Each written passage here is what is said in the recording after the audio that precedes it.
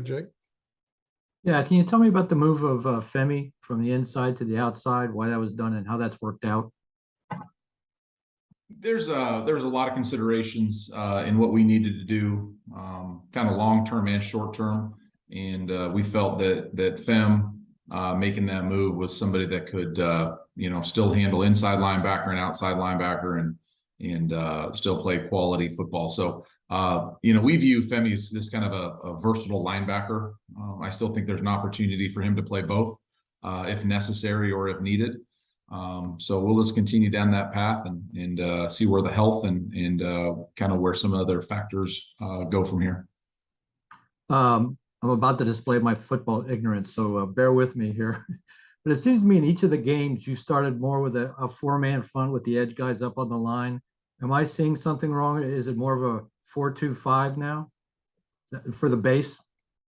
It's really kind of where we want to go with it, Jake.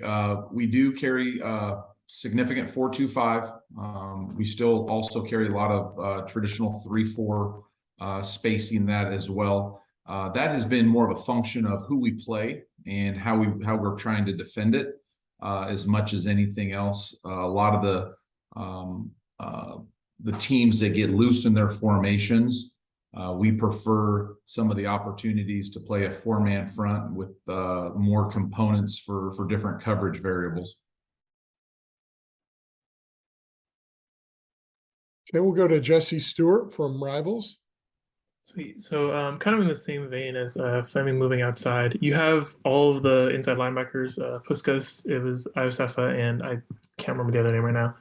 They're all listed as or on the depth chart. Can you talk about like who plays in what scenarios, or who's kind of standing out there?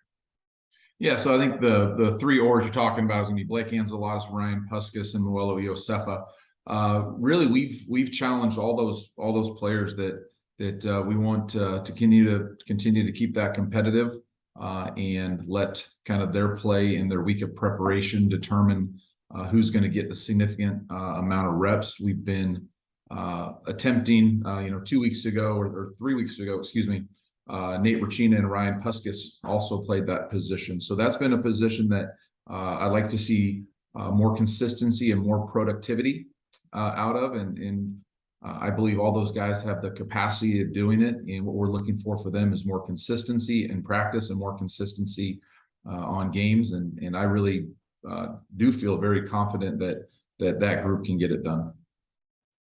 Sweet, thank you. And then, kind of on a different note, if that's all right. So Colorado's 0-5, right? That's where they are right now. They just fired their head coach. They have Mike Sanford in there. What do they do well? Like, what are things that you guys know that they do well? Because it can be kind of hard to focus, I think, on a team that's 0-5 and seeing what they do well. So can you kind of talk about what they do well? I think offensively, Mike Sanford's done a nice job in building it conceptually.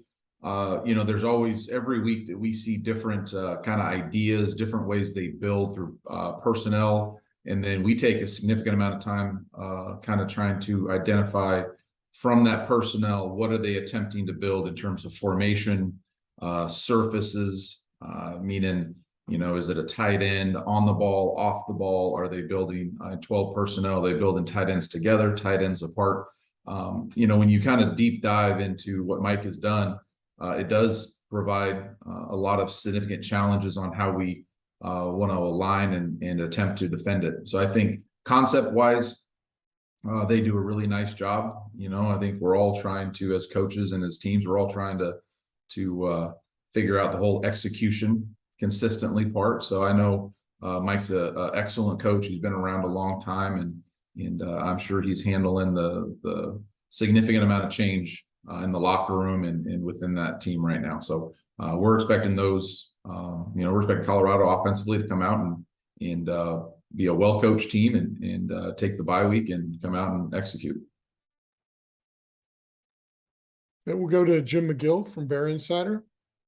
Hey, Peter, it seemed like you guys had Washington State fairly in check the first half and struggled to defend them the second half. What do you think that was a result of? Was it Ward getting more comfortable? Was it the defense wearing down? Anything that you can put a finger on?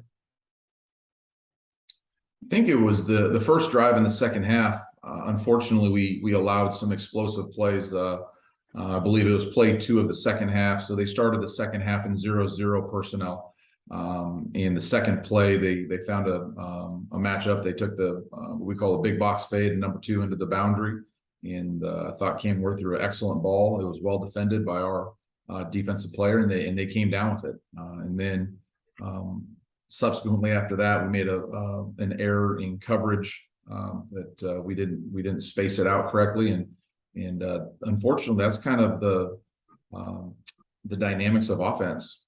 You know, it's you play them, you hold them in check, and then it's all about the explosive plays, and that's something that we have taken a significant amount of time talking about defensively. That was really the sole focus of our bye week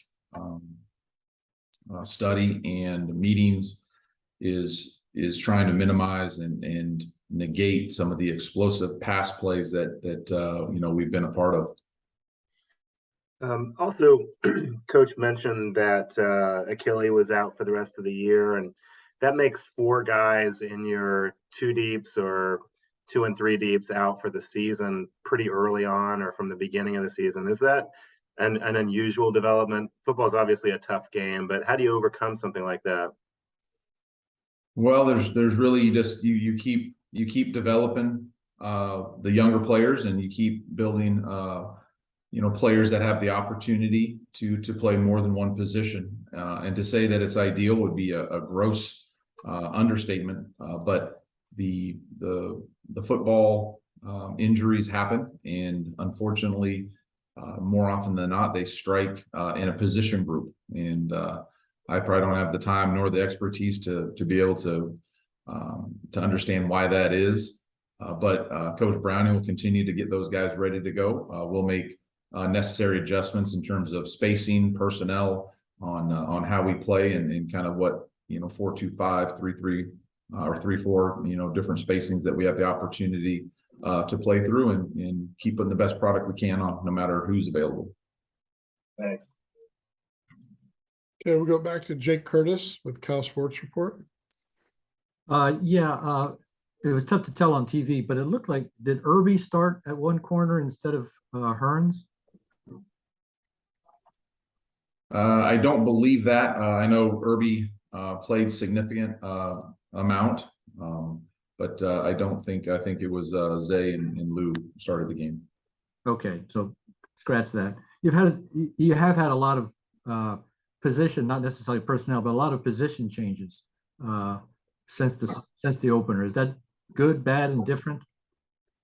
I think it's good. I think we're, you know, continually trying to find the best grouping, putting people in positions that we think can get them on the field and help us until we get to a point that we don't give up any points. We're going to continue to think in a way of, you know, might not be the most traditional, but you know, week to week of what we can do to give our team the best chance to win, and that has been. Part of that has been some position changes and some position flexibility, and I anticipate that continuing throughout the season. So continuity is not an issue on defense so much? Continuity is always an issue. I don't mean to understate that, but as you watch us play, you know, I think we played 6 different inside linebackers this year. We rotate a significant amount of defensive line, outside linebackers. You've seen, I think, 4 or 5 different safeties play and seen a rotation. So I think the adage of the continuity on defense is a little bit different than the adage of maybe a continuity in the offensive line, for instance. You know, we plug and play with techniques.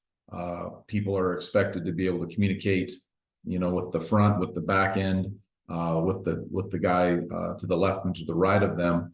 So I don't feel like there's been any real technique issues that are unique to a specific player, but all the positions are taught the same technique and the tools and the alignments. So I feel comfortable with, you know, whoever we feel is the best fit for that week based on rotation or health. I think the continuity is not undervalued, but at the same token, I think there's significant greater value in finding the best player for that position than the overall continuity. Anybody with a final question for Coach Sirmon? Okay, think you're good, coach. Thanks a lot. Thanks. Okay, Bye.